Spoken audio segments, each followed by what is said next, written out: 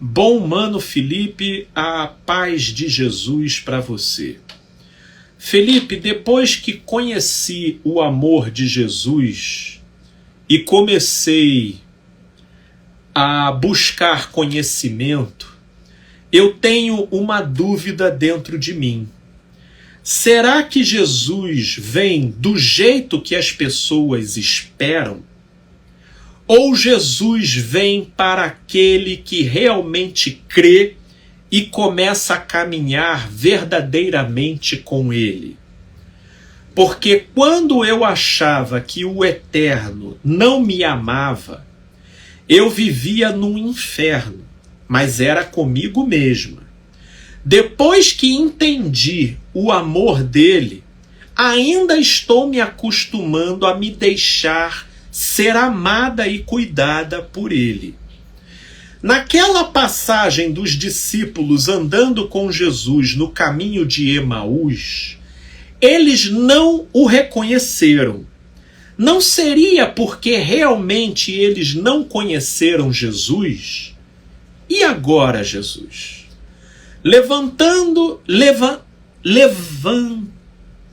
Levantado através da sua morte, ou seja, a glória dele, só os viram os verdadeiros adoradores em espírito e em verdade. Não sei se entendeu, mas tenho essa dúvida. Pode esclarecer? Querida, deixa eu te falar. Lá no caminho de Emaús, a razão do não reconhecimento imediato daqueles discípulos em relação a Jesus é porque Jesus estava ali com um corpo glorificado. Já não era mais esse corpo de carne que pende para a morte. Era o corpo que inclusive nós iremos alcançar quando da consumação dos séculos. Mas Jesus foi o primogênito. Sim, aquele que primeiro vivenciou a ressurreição plena, mediante inclusive a reconstituição de um corpo de glória.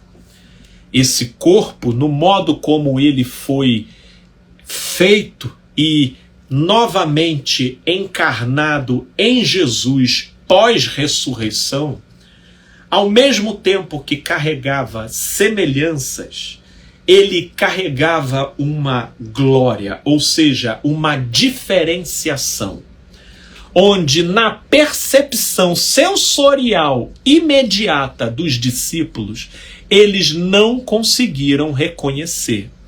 Mas no final das contas, eles o reconheceram. Não pela aparência do corpo.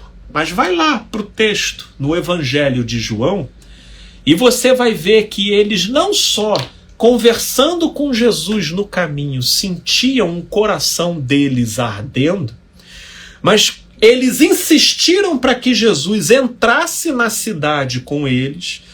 Quando eles entraram, eles foram fazer uma refeição e no modo como Jesus deu graças pelo alimento é que eles perceberam que se tratava do mestre ali diante deles. Então, sim, existe um reconhecimento que se faz imediato e existem reconhecimentos que se fazem de modo gradual. Agora, o receio que você coloca aqui, minha amiga, é um receio que eu associo como sendo residual de uma neurose religiosa que você já vivenciou antes desse entendimento que hoje você tem da aceitação e do cuidado de Deus sobre você. Porque, minha amiga, essa nossa relação com Deus não é uma relação por sensação, é uma relação por fé. E fé é uma decisão que a consciência toma de acreditar, independente dos sentimentos e das sensações. Porque essa decisão, ela se estabelece, por vezes, mesmo na contramão de sentimentos e de sensações. Para mim é muito fácil uma pessoa dentro da igreja dizer que está sentindo Deus na hora que os instrumentos de música estão lá tocando e estão no apogeu dos acordes e da música, e aí a pessoa sentindo uma vibração e um arrepio, e ela diz: estou sentindo Deus. Me desculpe, minha amiga, mas essa mesma sensação ela consegue acontecer também no Rock em Rio. Entendeu? Dependendo da música, do volume, do envolvimento, da letra ou do momento que a pessoa esteja vivendo ali, ela vai viver arrepio, choro e sensações altamente inebriantes ali, né? Só que aí a pessoa religiosa vai dizer: mas aquilo é carne. A linha limítrofe entre o que você chama de carne e espiritual, na verdade, é tudo a mesma coisa, porque se trata tudo de fenômeno psíquico. Arrepio é psíquico, choro é psíquico, sentimento de alegria ou de quebrantamento é tudo psicológico. E nem sempre a gente terá esse arsenal anímico e psicológico do nosso lado em certas horas de aflição. Por exemplo, vocês acham que quando Jesus estava na cruz, gritando Lama, Lama, Sabachthani, cuja tradução no aramaico, no hebraico, significa Deus meu, por que me desamparaste? Por que me desamparaste? Qual que você acha que era a sensação de Jesus ali? Vocês acham que era a sensação de Deus descendo, a mesma que você tem ali quando a música lá na igreja está tocando? Não. A sensação ali era de desamparo. De desamparo. Jesus estava dando voz a uma sensação.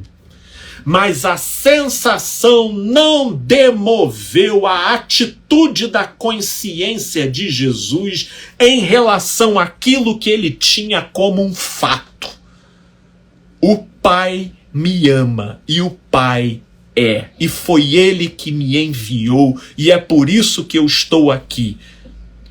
Por isso é que logo depois de Jesus clamar Lama, Lama, Sabachthani, ele faz a oração: Pai, a ti entrego o meu espírito.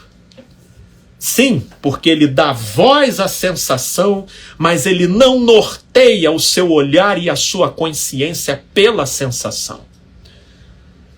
E por isso é que eu digo, a fé é uma decisão da consciência independente da sensação. E é nessa direção, minha amiga, que, respondendo a sua questão, reconhecer ou conhecer Jesus, né? Reconhecer ou conhecer Jesus não é uma experiência meramente sensorial. Não é porque você foi na igreja e você chorou e se arrepiou, então você conheceu Jesus. Esse conhecimento é uma interação pela fé, onde você, criando determinações e escolhas na sua consciência, por vezes na contramão dos seus próprios sentimentos, a partir dali você vai criando um entendimento espiritual muito próprio e muito peculiar. E aí você ainda pergunta aqui, eu acabei não lendo essa sua pergunta: o reino já veio e está aqui entre nós, mas só vê quem realmente crê? Querida, ou a pergunta que você fez: ou Jesus vem para aquele que realmente... será que Jesus vem do jeito que as pessoas esperam? Ou Jesus vem para aquele que realmente crê e começa a caminhar verdadeiramente com Ele. Minha amiga, eu creio particularmente que Jesus nunca virá do jeito que a gente espera, porque os olhos não viram, os ouvidos não ouviram, e não subiu ao coração do homem aquilo que Deus tem preparado para aqueles que o amam. Essas são palavras de Paulo, o apóstolo. Por isso é que essa nossa relação com Cristo, ela precisa ser uma relação de decidir crer. E o reino de Deus já está em nosso meio, mas como o próprio Jesus disse em Lucas 17, ele não vem com visível aparência. Esse reino de Deus, ele não vem com visível aparência, porque ele está dentro de nós. Logo, o reino de Deus passa a ser o conjunto de pessoas, não necessariamente dentro de uma igreja, mas que vivenciam dia após dia a sujeição da sua própria essência aos princípios norteadores do Evangelho, frutificando, consequentemente, amor, paz, alegria, longanimidade, benignidade, temperança, fidelidade, amor, domínio próprio. Sim, esses que assim vão vivendo dia após dia, já vão inaugurando e criando o reino de Deus nesse mundo. De forma sutil, de maneira não escrachada, de modo anônimo, mas efetivo. Sim, de modo não exibido, mas eficiente. E isso vai acontecendo e se estabelecendo para longe das câmeras. Isso não gera seguidores no Instagram e nem no TikTok, mas melhora a vida de quem assim vive e vai iluminando a vida de todos os que caminham ao redor dessa pessoa. Esse é o reino de Deus entre nós. Muitas vezes nós não temos como identificar e dizer ali está, mas Deus sabe onde estão os seus. E a maneira disso viver não é tendo o sentimento de que você pertence, é apenas decidindo crer que você pertence, que você é amado. Ainda que às vezes tendo sensações opostas a isso, mas independente dessas sensações, fazendo prevalecer a decisão da consciência de acreditar. Espero de coração que eu tenha respondido a sua questão.